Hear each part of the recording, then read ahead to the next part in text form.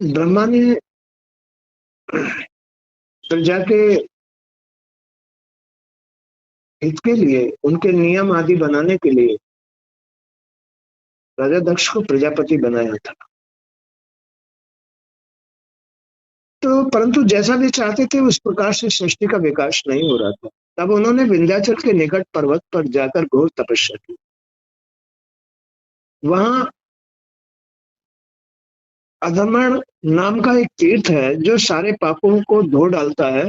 भगवान दक्ष ने प्रतिदिन उस तीर्थ में त्रिकाल स्नान किया और तप से भगवान को प्रसन्न किया। भगवान को प्रसन्न करने के लिए दक्ष प्रजापति ने जो स्तुति की वह हंस गुह नाम से जानी जाती है। हंस गुह यानी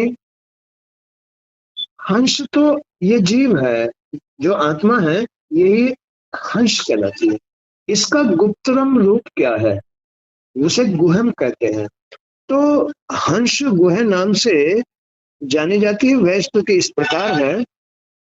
भगवान आपकी अनुभूति, आपकी चित्त शक्ति अमोघ है। आपकी अनुभूति, जो हम इसमें अनुभूति करते हैं भगवान का, सुख, शांति, आनंद, यह और बहुत सारी अनुभूतियां हमको अपने काम से संबंधित परिस्थितियों के साथ होती रहती हैं। तो आपकी अनुभूति, आपकी चित्त शक्ति, चित्त चित्त कभी शांत रहता है, चित्त कभी अशांत होता है, चित्त कभी लगता है कभी नहीं लगता है। तो चित्त वो स्थान है आदि भगवान का जहां वो विराजमान होते हैं। तो आपकी अनुभूति, आपकी चित्त शक्ति अमोघ है। जब चित्त बहुत शांत सुंदर होता है, समझो कि उस समय भगवान की मदद है, भगवान हृदय पर बैठे हुए। आप जीव और प्रकृति से परे हैं। जीव मानिए शरीर।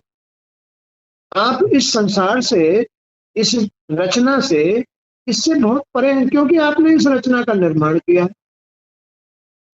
आप उनके नियंता है, इसके इसको नियंत्रित करने वाले, इस संसार को, इस शरीर को नियंत्रित करने वाले, ग्रस्त को नियंत्रित करने वाले, ये समझने की बात है। तो आप उनके नियंता हैं और उन्हें स्फूर्ति प्रदान करते हैं।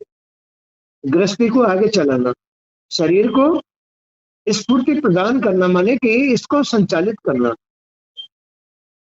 जो तीनों गुणों सतरज तम से युक्त प्रकृति को ही सब कुछ मानते हैं, जो लोग, यानी जिसकी प्रवृत्ति ऐसी हो गई है, जो इस संसार को ही सब कुछ मानते हैं।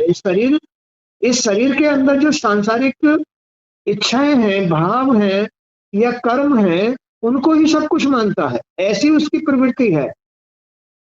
तो वे आपके स्वरूप को नहीं जान सकते। वे आपके स्वरूप को नहीं जान सकते, माने कि अपनी गृहस्थी का, अपने शरीर का, उस आदमी के संसार में रहने का ढंग ऐसा है, ऐसी प्रवृत्ति बन गई है कि वो बस सांसारिक बातों में ही लिप्त रहता है, शरीर में ही लिप्त रहता है, विषय विकारों में ही लिप्त रहता है। अय्याशी, दुनिया भर की झूठ इच्छाएं, झूठ साथ बोलना, इनमें ही प्रवृत्त रहता है। वो ईश्वर को कभी भी नहीं पहचानता, उसकी अनुभूति कभी नहीं कर सकता। इस शरीर की बात नहीं।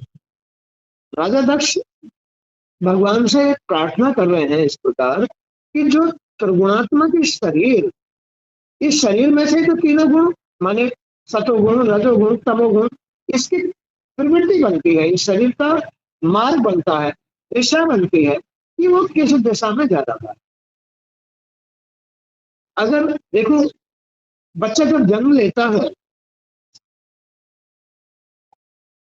उसने जो जन्म ले लिया वो तो एक कोरे कागज की तरह होता है।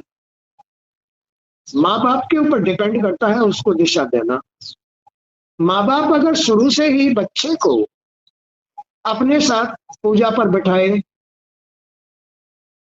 उसको देवी देवताओं के विषय में चर्चा करे, भगवान के विषय में चर्चा करे, सत्संग आदि में ले जाएं, या कहीं भी सत्संग भागवत आदि हो रही है वहां उनको साथ ले जाएं, तो उनकी प्रवृत्ति फिर वैसी ही ढलती चली जाती है,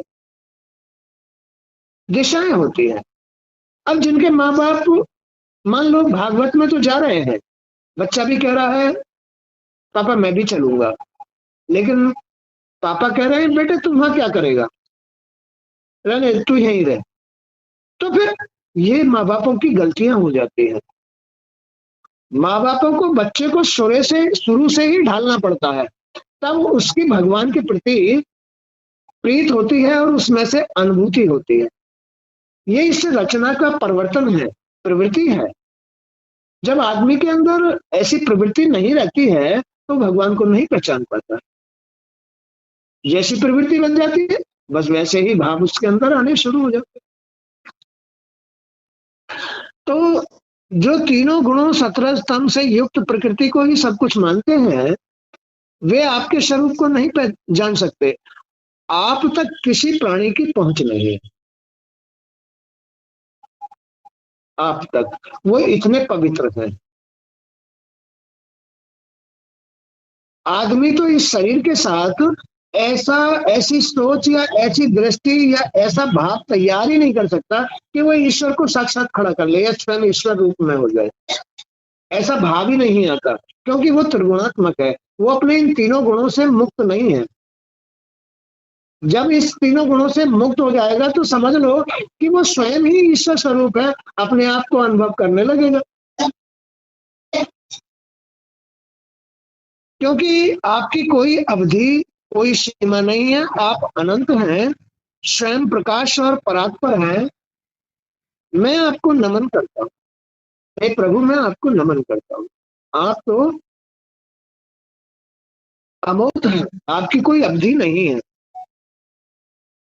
कि नहीं आप उस समय ही मतलब जो है दर्शन देंगे, या आपका कोई आकार नहीं है, कोई आपका रूप नहीं है, आप तो अंतर्यामी हैं, अंदर ही अनुभव होते हैं।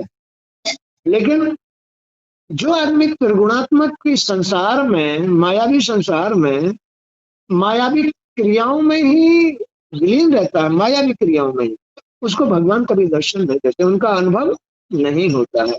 भगवान का कोई रूप नहीं है, कोई आकार नहीं है, कोई अवधि नहीं है कि नहीं उस समय पर ही दिखाई देंगे, नहीं, आदमी कभी भी अनुभव कर सकता है, लेकिन उसका रास्ता, उसका पथ ऐसा होना चाहिए, भगवान के प्रति भाव भक्ति में होना चाहिए, प्रेम में होना चाहिए, तो भगवान के दर्शन होंगे।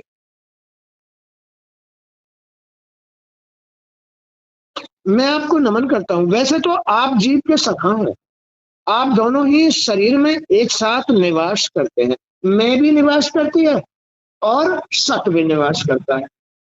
मैं भी निवास करता है इस शरीर के अंदर, ये भाव भी निवास करता है, आप भी निवास करते हैं, ईश्वर भी निवास करता है, दोनों इस शरीर के अंदर और साथ साथ भी रहते हैं, एक दूसरे के सखा भी हैं, लेकिन एक दूसरे को पहचानते नहीं है। कैसा खेल है ये?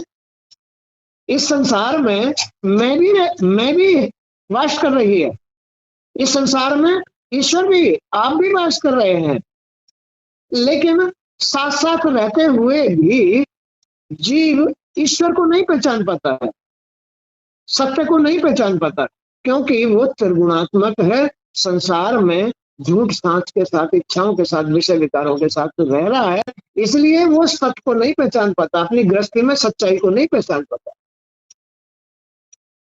गृहस्थी में, अपने घर में, अपने मन में वो ईश्वर को नहीं पहचान पाता। क्यों? मन तो उसका त्रिगुणात्मक है, मन तो उसका भेद में है, मन तो उसका संसार में है, इसलिए वो ईश्वर को कहां पहचान पाएगा? नहीं पहचान पा सकता। इसलिए वे आपके स्वरूप को नहीं जान सकते, आप तक किसी प्राणी की पहुंच नहीं है, बड़ा मुश्किल है प्रभु आप तक। आप तो इतने पवित्र हो कि इस संसार में कोई भी जीव ऐसा नहीं है, या कोई भी स्त्री पुरुष ऐसी नहीं है जो अपने मन से आपको धारण करके रहे, अपने मन से आपको धारण करके रहे। ऐसा कोई भी इंसान नहीं है। सबके मन त्रिगुणात्मक हैं, स्वार्थी हैं, लोभी हैं, ईर्ष्यालु हैं, भेदभाव में है, सबके मन इसमें है। तो फिर ईश्वर तो इनसे बहुत अलग है। सबके मन ईर्ष्या में है, भेदभाव में है, राग द्वेष में है, आलस्य में है, स्वार्थ में, लोभ में, काम इच्छाओं में, इनमें सबका मन घुसा रहता है। फिर भगवान तो इससे बहुत परे है। मन ही वो स्थान है जिससे पता चलता है कि ये सांसारिक है या ईश्वर का भक्त है। मन से पता चलता है। किसी भी आदमी के, किसी भी इस रचना के महत्व का, इसके भाव का पता उसके मन से चलता है। मन ही दिशा देता है। आदमी को दिशा कौन दे रहा है? मन दे रहा है। किस दिशा में जा रहा है मन, उससे पता चलता है। तो कोई भी आदमी अपने मन से प्रभु आपको नहीं पहचान सकता। इस शरीर से कोई भी आदमी ईश्वर को नहीं पहचान सकता, जबकि दोनों इसी संसार में रह रहे हैं। जी भी रह रहा है, मैं भी रह रही है, और आप भी रह रहे हैं, दोनों रह रहे हैं। क्योंकि बगैर आपके तो ये संसार चल नहीं सकता। इसमें स्फूर्ति चलने फिरने की क्षमता नहीं आ सकती। बगैर सत्य के, बगैर ईश्वर के ये शरीर नहीं चल सकता। मैं से नहीं चलता है ये शरीर, ये सत्य से चलता है, आपसे चलता है प्रभु। लेकिन मैं आपको पहचान नहीं पाता, क्योंकि मैं विकारों में लिप्त रहता हूँ, गलतियों में लिप्त रहता हूँ, इसलिए मैं आपको पहचान नहीं सकता। वैसे तो आप जीव के सखा हैं, आप दोनों ही शरीर में एक साथ निवास करते हैं, फिर भी जीव आपके सर्वशक्तिमान मित्र भाव को नहीं पहचान पाता। आपकी दया को, आपकी करुणा को, आपके स्वभाव को आप कितना जीव का साथ दे रहे हैं, इस एहसान को जीव नहीं समझता है। और उल्टा किसी के लठ खाता है, किसी की गोली खाता है, किसी से बदनामी सुनता है, किसी के साथ बुरा कर्म करता है। ये आप साथ होते हुए वो अपने मन से इतना खराब हो जाता है, तो फिर आपको कैसे पहचानेगा?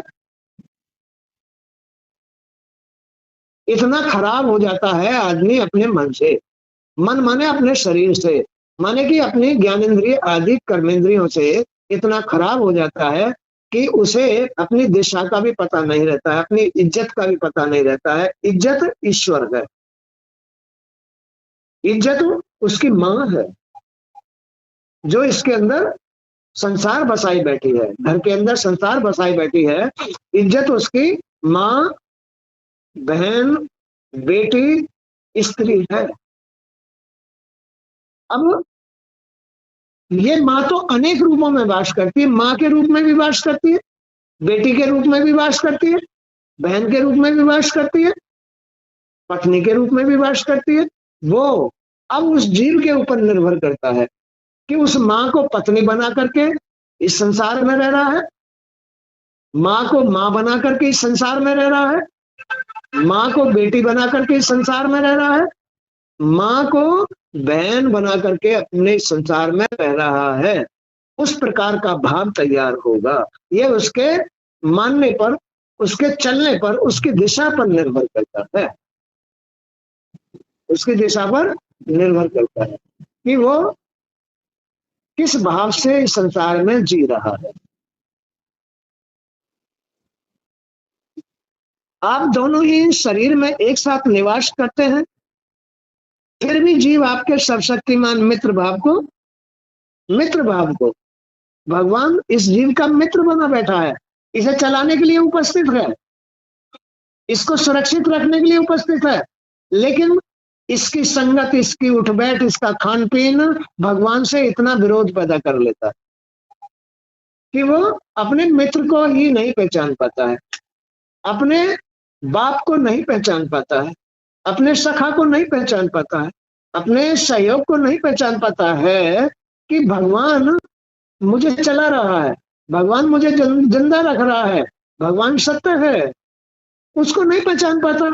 और अपनी संगत, खान पीन, रंग ढंग के अनुसार बस अपनी मस्ती में मस्त रहता है, पिटता रहता है, बुराइयों में लिप्त होता रहता है, बुरा कहलवाता रहता है, जीवन व्यर्थ कर लेता है, जन्म व्यर्थ कर लेता है, पूरे जन्म में ईश्वर को नहीं पहचान पाता।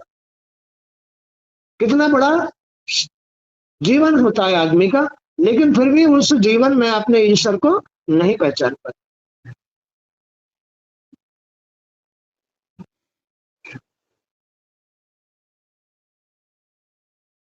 जैसे रूप, रस, गंध आदि विषय अपने को प्रकाशित करने वाली आंखों, जिह्वा और नासिका को नहीं जान पाते, क्योंकि आप जीव और जगत के सृष्टा हैं, दृश्य नहीं। हे प्रभु, आप सुगंध भी है, बदबू भी है, सारे समय परिस्थिति आप ही है, लेकिन मनुष्य उनको नहीं समझ पा रहा कि ये परिस्थिति क्यों, ये समय क्यों बन गया, उनको नहीं समझ पा रहा है। क्योंकि आप कोई भी, आप तो समय में, हर समय में वास कर रहे हैं, हर परिस्थिति में वास कर रहे हैं। कोई भी समय परिस्थिति आपसे भिन्न नहीं है, क्योंकि आप उनके देखने वाले हैं, आप उनको बनाने वाले हैं। तो हर परिस्थिति, हर समय में आपका वास है। लेकिन जीव इस बात को नहीं समझ पाता कि ये समय मेरी गलती के अनुसार बन रहा है, ये परिस्थिति मेरी गलती के अनुसार बन रही है।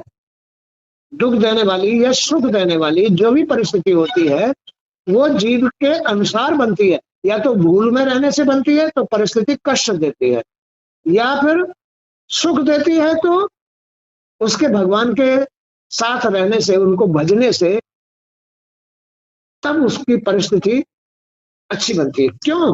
क्योंकि उन परिस्थितियों के निर्माण करता ईश्वर हैं, जो जीव के साथ रहते हैं, जो इस शरीर में हर वक्त उपस्थित रहते हैं, वो ही तो उसकी परिस्थिति बनाते हैं, और उस परिस्थिति में वो स्वयं ही वास करते हैं।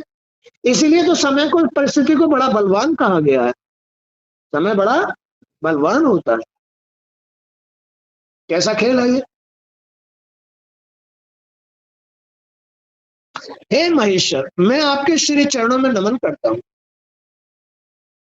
शरीर, ये शरीर, इसके अंदर प्राण, इसके अंदर इंद्रियां, अंतःकरण की वृत्तियां, पंच महाभूत और उनकी तन्मात्राएं, ये सभी जड़ होने के कारण अपने आप को और अपने से अलग किसी को भी नहीं जानती हैं। क्या क्या? ये आंख, कान यानी ज्ञानेन्द्रिय, कर्मेंद्रिय, ये त्वचा, पंचभूत यानी शरीर में पांच भूत होते हैं, प्राण चल रहे हैं, ये अपने को भी नहीं जानते, ये इतने संसार में विलीन हो जाते हैं। तो आपको कैसे जानेंगे? ये संसार में इतने विलीन हैं, आंख भी, कान भी, नाक भी, जीभ भी, ये शरीर भी, सब संसार में विलीन है। फिर ना तो ये आंख ही जान सकती, भाई कोई तो रास्ता हो जिससे भगवान तक पहुंचा जाए। आंख है या कान है या नाक है या जीव है या शरीर है, गंध है या ज्ञान है, कोई तो चीज हो जिससे भगवान तक पहुंचा जाए, भगवान को पहचाना जाए कि हमारे अंदर हमारे माता पिता बैठे हुए हैं। लेकिन ये सब सारी आकृति, ये सारी रचना संसार में रहने वाले ईश्वर को नहीं पहचान पाती, नहीं पहचान पाती है। तो हे महेश्वर, मैं आपके श्री चरणों में नमन करता हूँ। शरीर, प्राण, इंद्रियां, अंतःकरण की वृत्तियां, पंच महाभूत और उनकी तन्मात्राएं, ये सभी जड़ होने के कारण अपने आप को और अपने से अलग आपको भी नहीं जानती है। अपने से अलग तो ईश्वर है। ईश्वर ये त्रिगुणात्मक संसार नहीं है, वो तो निर्गुण है, सत में है, जो तुम्हारे शरीर के अंदर है, जो तुम्हारे शरीर को चला रहा है, स्फूर्ति दे रहा है, वो ईश्वर है। ये शरीर स्वयं नहीं चल रहा है, चलाए चल रहा है। वो चलाने वाला निर्गुण है और ये शरीर सगुण है, त्रिगुणात्मक है। तो ये जो शरीर है, इसके साथ लगी ज्ञानेन्द्रीय कर्मेंद्रीय है, ये जो पंचभूत है, ये जड़ होने के नाते, जड़ माने निर्जीव होने के कारण निर्जीव, ये निर्जीव है। अगर ईश्वर की इनमें सत्ता ना हो तो ये चल ही नहीं सकते, इसलिए इनको जड़ कहा गया। तो ये सभी जड़ होने के कारण अपने आप को और अपने से अलग आपको नहीं जानते हैं, अपने आप को भी नहीं जानते कि कितनी महत्वपूर्ण है। हम अगर संसार की जगह हम सच्चाई के अनुसार देखें, सच्ची बातें सुने, शुद्ध सात्विक भोजन करें, शुद्ध संगति में रहें, अगर इस बात को पहचान जाए तो इस जीव का कल्याण हो जाए, इस शरीर का कल्याण हो जाए। लेकिन इतनी बात नहीं पहचानता, क्योंकि ये जड़ है, ये संसार में घुस गया। संसार के बगैर इसको नींद भी नहीं आती, चैन नहीं पड़ता। इसलिए ये अपने आप को भी नहीं जानता और ईश्वर को भी नहीं जानता, उसको अनुभव नहीं कर सकता।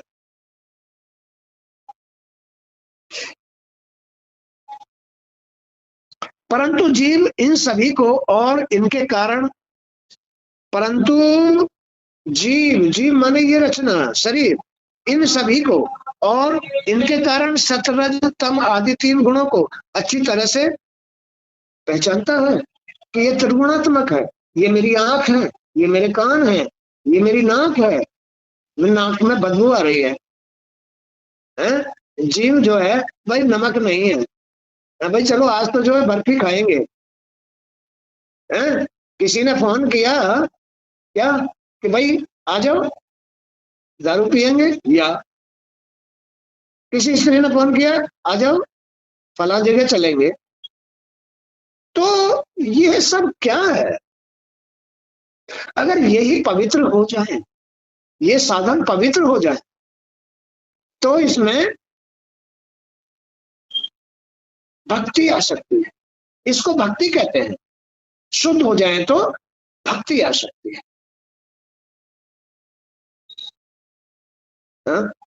भक्ति आ सकती है। भगवान, भक्ति ने पहले ही भगवान से वचन ले रखा है।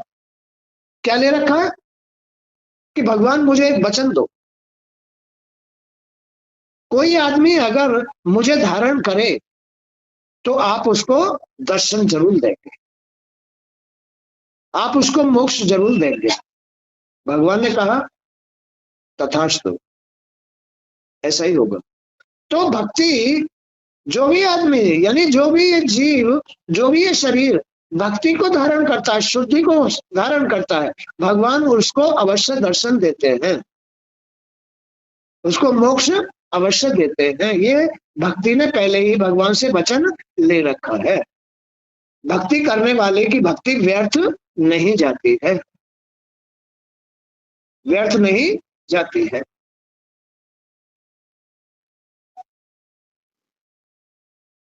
क्योंकि आप ज्ञाता हैं और अनंत हैं। जीव के लिए आप अज्ञात हो, आप तो अनंत हैं, अनंत हैं, सर्वशक्तिमान है। आप अपने आप में सर्वसिद्ध है, सिद्ध है। आप कुछ भी बन सकते हैं, निर्गुण है, निराकार है।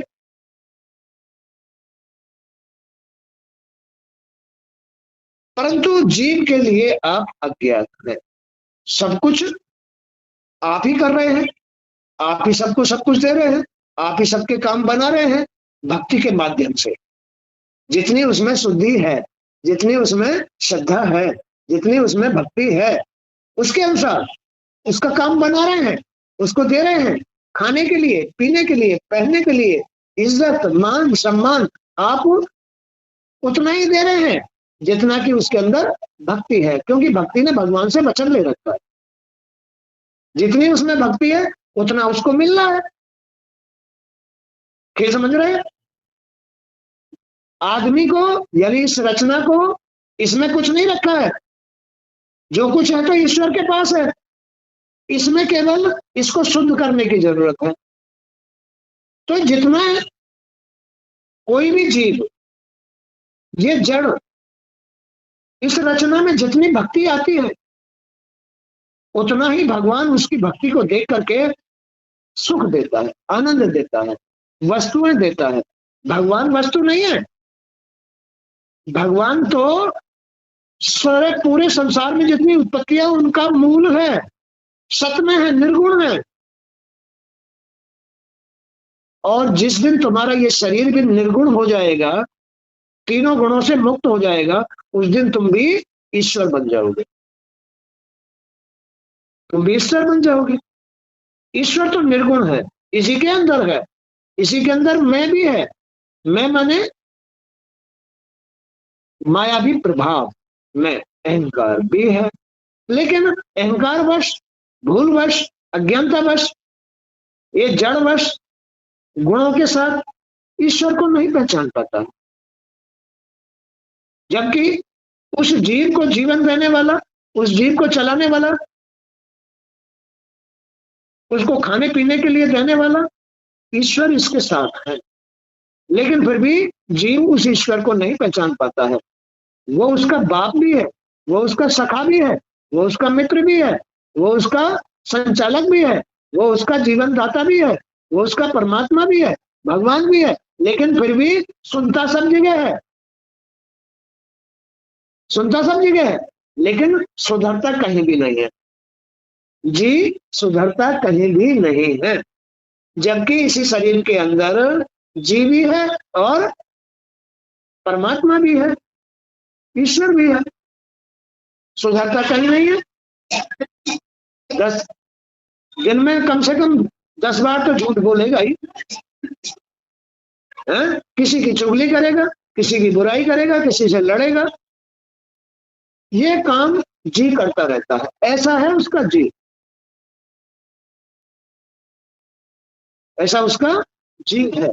लेकिन ईश्वर ये सब कुछ नहीं है, वो देखता है कि ये इसका मन कितना शुद्ध है, इसके अंदर कितनी भक्ति है, इसके अंदर कितनी श्रद्धा है, ये कितना अपनी आंखों से, कानों से, जीभ से, नाक से, शरीर से, त्वचा से कितना पवित्र है, उसके अनुसार उसको साथ देता है। ये ईश्वर का काम है, तोल के देता है बिल्कुल। एक बाल बराबर तुम ऊपर उठ गए तो ज्यादा दे दिया, एक बाल बराबर नीचे हो गए तो कम दे दिया, और जो बिल्कुल गिर गए तो सब कुछ छीन लिया, और जो बहुत ऊपर उठ गए, भक्ति धारण कर ली, तो बहुत कुछ दे दिया। इसी में से मिलता है सब कुछ, ईश्वर देता है, देने वाला वो परमात्मा है, देने वाला परमात्मा है। मोक्ष भी वही देता है, लेकिन उसके मन के अनुसार देता है, उसके परिवर्तन के अनुसार। अगर उसका परिवर्तन संसार से बिल्कुल निवृत्त हो जाए तो मोक्ष दे देता, मोक्ष भी देता। बाकी अगर संसार में जा हुआ है तो तोल के देता है, भाई तुम्हारा खर्चा इतना है, भाई तुम्हारे पास इतनी भक्ति है, तुम्हारे अंदर मेरे प्रति इतना भाव है, तो फिर तोल के देता है। बेईमानों की जड़ काट देता है, दुष्टों की, अधर्मियों की जड़ काट देता है। देता है तो छप्पड़ फाड़ के देता है भक्तों को, उनके मन में श्रद्धा है, श्रद्धा के अनुसार, भाव के अनुसार, भक्ति के अनुसार देता है, तो छप्पड़ फाड़ के देता है, जीवन भर साथ देता है। अगर वो अपने सही रास्ते पे चलता रहे तो जीवन भर साथ देता है, नहीं जन्म जन्मांतर तक साथ देता है। वो इतना सत्य है, इतना अटल है, तो इसलिए अपने ईश्वर की शरण में रहना चाहिए, अपने ईश्वर की शरण में रहना चाहिए। तुम्हारे ईश्वर तुम्हारे अंदर ही है, ये तो पाप का घड़ा है, हा? तो परंतु जीव इन सभी को और इनके कारण सत रज तम आदि 3 गुणों को अच्छी तरह से पहचानता है, किंतु वह आपको नहीं जान पाता, क्योंकि आप ज्ञाता हैं और अनंत है। आप ज्ञाता हैं, अनंत हैं। आप जीव के लिए आप अज्ञात हैं। अतः प्रभु मैं आपकी स्तुति करता हूँ। आप प्रलय काल में सब कुछ समाप्त हो जाता है, तब आप योग निद्रा में विश्राम कर रहे होते हो, उस समय भी आपका मन जागृत रहता है। प्रभु आप तो जब प्रलय काल हो जाती है, जब ये इसकी मृत्यु हो जाती है, आप तो तब भी रहते हैं। जब शरीर छूट जाता है, आप तो तब भी साथ हैं, आपने तो तब भी साथ नहीं छोड़ा। ये जीव ही नालायक है, ये जीव ही अज्ञानी है, जो आपको पहचान नहीं पाता है। आप जब मृत्यु हो जाती है तब भी साथ इसके कर्मों को लेके जाते हो, इस शरीर के कर्मों को। ये कैसे कैसे चला, इसके अनुसार ही तो न्याय करके उसको जन्म देते हो। ये किस लायक बना है, इस शरीर ने कैसे कर्म किए हैं, इस जड़ ने क्या खाया है, क्या पिया है, कैसी संगत ली है, उन सबको साथ लेके निकल जाते हो और फिर आगे उसी के अनुसार उसको जन्म दे देते हो। प्रभु आप इतने अनंत हो, आप जीव से बिल्कुल हर वक्त अज्ञात रहते हो। जीव मरते दम भी आपको नहीं पहचान पाता, जीव आपको जन्म देते वक्त भी नहीं पहचान पाता, जीव जीते जी भी आपको नहीं पहचान पाता। कैसी लीला है ये।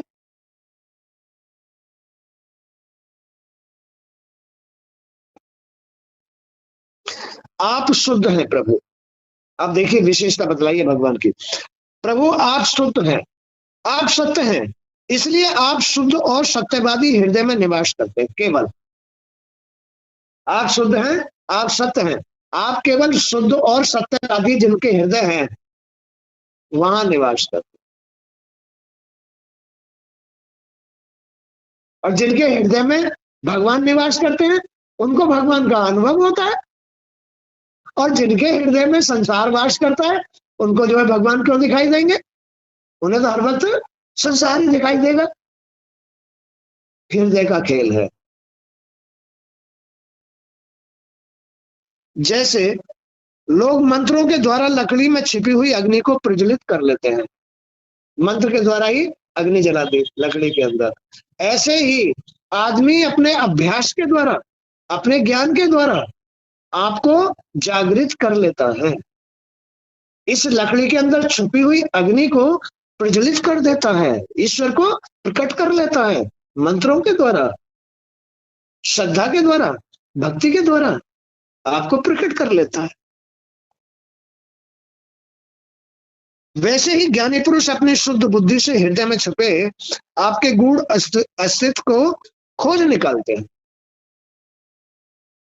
जो ज्ञानी पुरुष होते हैं वो आपके अस्तित्व को, आपके रूप को, आपके अग्नि को, आपकी शक्ति को इसमें से ही निकाल लेते हैं, प्रकट कर लेते हैं।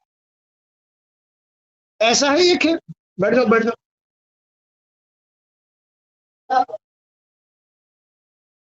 कुछ खेल समझ में आया? तो हे प्रकृति पुरुष परमात्मा, हे प्रकृति पुरुष परमात्मा, हे परमात्मा, जिनको परमात्मा का ज्ञान है, जो अपने परमात्मा को अपने अंदर पहचानते हैं, जो परमात्मा के प्रति श्रद्धा रखते हैं, भाव रखते हैं, अपने अंतर्यामी, अपने गुरु, अपने भगवान, अपने माता पिता को जो जानता है वास्तव में कि मेरा जन्मदाता है, वो हे प्रकृति पुरुष परमात्मा, इस जगत में जितनी भी भिन्नताएं दिखाई पड़ती हैं, इस जगत में, इस शरीर के अंदर जितनी भी भिन्नताएं, भेदभाव, राग द्वेष, तेरे मेरे, लड़ाई झगड़े, रोग दोष, चिंता, टेंशन आदि जितनी भी कुछ दिखाई देती हैं, सभी आपकी माया के रूप है, सब मायावी रूप है। ये सत्य नहीं है। आज बीमार हो गए, कल ठीक हो जाओगे, दवाई गोली ले लो। मदद भी भगवान ही करते हैं। जब तक भगवान मदद नहीं करेंगे, दवाई भी काम नहीं करेगी। इसलिए अपने मन में, अगर बीमार हो जाता है आदमी, अगर उसके मन में विश्वास नहीं है दवाइयों के प्रति, तो ठीक नहीं होगा। विश्वास आया, ठीक हो जाएगा। तो वो यही कह रहे हैं कि हे प्रभु, ये प्रकृति पुरुष परमात्मा है, प्रकृति पुरुष परमात्मा, आप परमात्मा ही प्रकृति है, परमात्मा ही उसका मालिक है। इस जगत में जितनी भी भिन्नताएं दिखाई पड़ती हैं, इस शरीर के अंदर, इस मन के अंदर जितनी भिन्नताएं दिखाई पड़ती हैं, सभी आपकी माया के रूप में आते हैं। माया का निषेध करने के उपरांत जो शेष रहता है, माया का निषेध भक्ति के द्वारा, संगति के द्वारा, भजन के द्वारा, अच्छी बातें सुनने के द्वारा, ये आंखें हमेशा बुराई देखती हैं, अच्छाई भी देखती हैं, लेकिन चूंकि आदमी का मन त्रिगुणात्मक सांसारिक है, इसलिए वो बुराई ज्यादा देखता है, अच्छाई कम देखता है। आदमी के कान, क्योंकि जैसे आंखें बुराई ज्यादा देखती है, ऐसे ये कान भी बुराई ज्यादा सुनते हैं, अच्छी बातें नहीं सुनते। हाँ? तो ये जो शरीर है, ये त्रिगुणात्मक है, ये सब माया का खेल है। आदमी को बुरा बनाना, आदमी को भक्ति करवाना, आदमी को कहीं अच्छी जगह ले जाना या बुरी जगह ले जाना, ये भगवान की माया का खेल है। तो माया का निषेध करने के उपरांत जो शेष रहता है, वो सिर्फ आप ही है। तुम इसमें से भक्ति के द्वारा, ज्ञान के द्वारा, किसी शुद्ध संगति के द्वारा इसमें से इन बुराइयों को निकाल दो, शेष भगवान रह जाएगा। अपने ही अंदर भगवान रह जाएगा, सत रह जाएगा। इस घड़े के अंदर अमृत, विष की जगह अमृत भर जाएगा। इस शरीर में विष की जगह अमृत दिखाई देगा, ज्ञान भर जाएगा। जितना इसमें से बुराइयों को छांटोगे, विष को निकालोगे, इसको मांजोगे, उतना ही ज्ञान भर जाएगा, अमृत भर जाएगा। तो माया का निषेध करने के उपरांत जो शेष रहता है, वो सिर्फ आप ही है। माया भी आपके द्वारा उत्पन्न होती है। इसमें जो माया भी ये लीला हो रही है, माया भी जो लीलाएं हो रही हैं, क्या कि भाई खाने कोई नहीं है, नौकरी नहीं लगती है, कपड़े नहीं है, घर नहीं है, फूस की भी झोंपड़ी नहीं है, ये सब भगवान की मायावी लीलाएं हैं। उसके इस शरीर के ऊपर निर्भर करता है कि इस शरीर में लगने वाली जो ये ज्ञानेंद्रिय है, आंख कितनी सुंदर है, माने कि कितना भगवान को देखती हैं। ये कानों के ऊपर निर्भर है, भगवान कितना भजन सुनते हैं, सत्संग सुनते हैं। ये जीव का वो मार्ग है, वो साधन है जो जीव को शेष आत्मा में भी बदल सकता है और जीव को नरकीय भी बना सकता है, बुरा बना सकता है, कंगाल बना सकता है, रोगी बना सकता है, दोषी बना सकता है। तो ये भगवान की माया है जो इसको बुरे रास्ते ले जा करके बुराई में लिप्त कर रही है, नरक बना रही है, जन्म मरण के चक्कर में फंसा रही है। माया, माया का जो सतोगुण है, वो भाव भक्ति के साथ आदमी को मुक्त कराने का मार्ग देता है,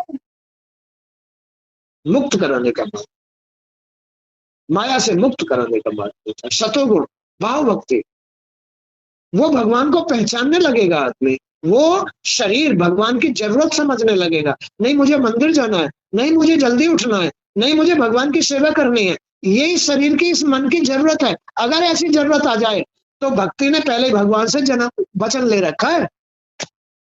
भक्ति ने भगवान से पहले क्या वचन ले रखा है कि भगवान जो भी कोई मुझे धारण करे तो आपको उसे दर्शन देने पड़ेंगे, आपको उसे सुखी रखना पड़ेगा, आप उसके हित में रहेंगे, आप उसको मोक्ष देंगे, आप उसे नरक में नहीं जाने देंगे। अगर आप ऐसा मुझे वचन देते हो तो मैं किसी की भक्ति बनूं, किसी की शक्ति बनूं, नहीं तो मैं क्यों खामे खामे मतलब जो है किसी उसे जाने दो संसार में कि नहीं भक्ति, ये जीव भी मेरा ही अंश है, ये जो रचना है ये भी मेरा ही अंश है। तुम इस जीव की भक्ति बनो, शक्ति बनो। तुम्हारी शक्ति जहां तुम होगी वहां मैं उसे मोक्ष जरूर दूंगा, मैं उसको दर्शन जरूर दूंगा, मैं उसके हित में जरूर रहूंगा। पहले ही भगवान को भक्ति ने बांध रखा है, उनसे वचन ले रखे हैं। जो भी अपने शरीर के अंदर भक्ति धारण करेगा भगवान उसको अवश्य साथ देंगे, भगवान अवश्य उसकी सुनेंगे, भगवान उसे अवश्य ही अपना मित्र समझेंगे, भगवान उसे मोक्ष कर देंगे और जीव को ज्ञान देंगे कि तेरा सानिध्य तुझ में ही है, तू भी वही है और मैं भी वही। इस संसार में तू मेरा ही अंश है, मुझ में से ही पैदा हुआ, मेरी माया से पैदा हुआ है और मैं तेरा बाप हूं। तू सगुण है, मैं निर्गुण हूं, इतना सा अंतर है। तो प्रभु आप अनेक रूपों में अनेक लीलाएं करते हो, अनेक रूपों में अनेक लीलाएं करते हो। हम तो उन लीलाओं को सुन सुन करके ही आपके गुणों का गान करते हैं। हमारी स्तुति भी अत्यंत साधारण है। हे प्रभु, आप किस प्रकार की स्तुति से प्रसन्न होते हैं ये भी हम नहीं जानते, क्योंकि हम तो जड़ हैं, हम तो त्रिगुणात्मक हैं, हम तो मायावी हैं। इसलिए आपकी सही स्तुति क्या है, आप किस स्तुति से खुश होते हैं, आप कैसे मन से खुश होते हैं, आप कैसे भाव से खुश होते हैं, हम तो ये भी नहीं जानते। आदमी माने ये रचना ये भी नहीं जानती है कि हमें कहाँ बैठना चाहिए, हमें किस मंदिर में जाना चाहिए, हमें तीरथ जाना चाहिए या नहीं जाना चाहिए, हमें कथा हवन कराना चाहिए या नहीं या हमको जल्दी उठना चाहिए नहीं, वो कुछ नहीं जानता है। क्यों नहीं जानता है? क्योंकि वो जड़ है, क्योंकि वो अज्ञानी है, क्योंकि वो दूषित है, क्योंकि वो संसार में। इससे ही आदमी को तरह तरह के जन्म मिलते हैं, इससे मिलते। तो हम तो उन लीलाओं को सुन सुनकर ही आपके गुणों का गान कर ले, वैसे गुणगान कर लेते हैं, लेकिन तुम्हारा अनुभव किसी को भी नहीं है। जी जितना शुद्ध होगा उतना ही ईश्वर का वो गुणगान भी कर सकता है, ईश्वर का अनुभव भी कर सकता है। जी जितना शुद्ध होगा, शरीर ये जितना शुद्ध होगा, नियमित होगा, भाव भक्ति में होगा, उतना ही वो ईश्वर का अनुभव कर सकता है, ईश्वर का गुणगान भी कर सकता है, जितना शुद्ध होगा।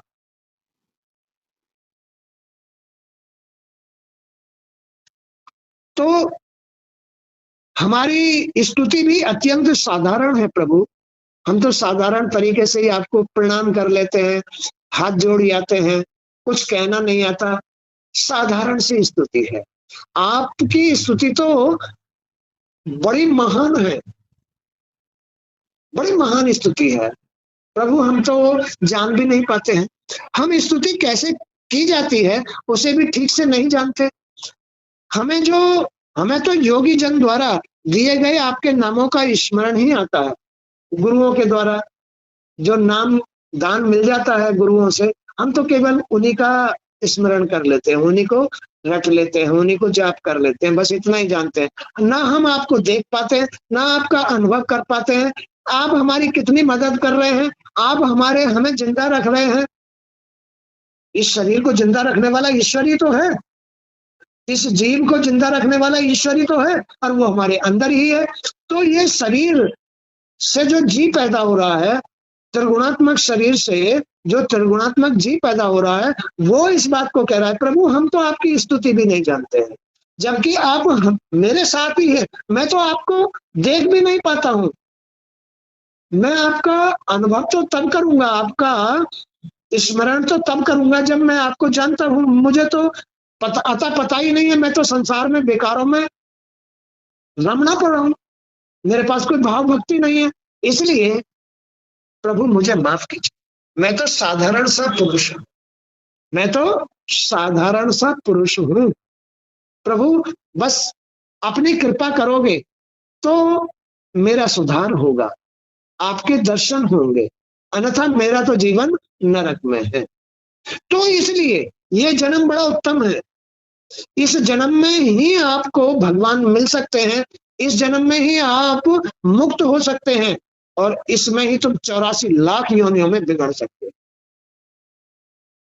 या तो इस जन्म को लेकर के आदमी मुक्त हो जाए, भगवान की शरण रह करके, पवित्रता धारण करके, इन मायावी संसार से मुक्त होकर के, या तो भगवान को पालो, नहीं तो जीवन गया, बह गया 84 लाख योनियों। तो वो यही कह रहे हैं कि आपका रूप अलौकिक है, अलौकिक है। हे प्रभु, उसे ही आप हमारी पूजा समझ लीजिए प्रभु। इतना ही हम जान जाएं कि आपका रूप अलौकिक है, अलौकिक है। अलौकिक का मतलब संसार से परे है। हम तो बस इतना ही जानते हैं, हमें आपके रूप की कोई पहचान नहीं है, आपका कोई ज्ञान नहीं है, आपकी कोई भक्ति नहीं है। लेकिन इतना जरूर सुना है, या इतना जरूर जानते हैं, या गुरुओं ने इतना जरूर बता दिया है कि वो अलौकिक है, माने वो सांसारिक नहीं है। संसार जो है ये वो ईश्वर नहीं है। बस प्रभु हमारी तो इसे ही प्रार्थना समझ लो और हम पर कृपा कर दो, हमें मोक्ष दिला दो, हमें छुटकारा दिला दो इस आपस से, इस संसार से, इस मायावी संसार से हमें छुटकारा दिला दो। अब खेल समझ में आया कि मैंने क्या समझाया आज? कि ये रचना इस प्रकार की है। अरे इसी में तुम्हारा ईश्वर है, इसी में तुम हो, तुम मैं के साथ हो, ईश्वर मैं से परे है। इसलिए ही क्योंकि तुम मैं के साथ रहते हो इसमें, इसलिए ईश्वर दिखाई नहीं देता है। अब ये मैं क्यों आ रही है? ये शरीर, जो शरीर है, इसकी पहचान है मैं। ये मैं कैसी है? ये मैं सांसारिक है, विषय विकारी है, लड़ाकू है, अहंकारी है, राग द्वेष वाली मैं है। कैसी मैं है? ये मैं ही भटका रही है। जो आदमी जैसा है, जैसी मैं के साथ है, वैसा ही जीवन तय कर रहा है और वैसा ही आगे जन्म मिलेगा मैं के अनुसार। अगर वो अपने अंदर भगवान से मित्रता कर ले, उसे पहचान ले भाव भक्ति के माध्यम से, तो उसकी मैं भी खत्म हो सकती है। ये शरीर, ये सोने का नहीं, ये पवित्र गंगा जल हो सकता है, अमृत बन सकता है, भगवान जैसा बन सकता है ये शरीर। जबकि ये तो त्रिगुणात्मक है, ये तो कर्मों का पुंज है, कर्मों से बना है ये घड़ा। ये घड़ा किससे बना? कर्मों से। तो अगर तुम इसको पवित्र कर लो तो ये भगवान रूप हो जाएगा, मोक्ष हो जाएगा। ये मौका भगवान ने दिया। तो आज का सत्संग भी है। जय श्री कृष्ण।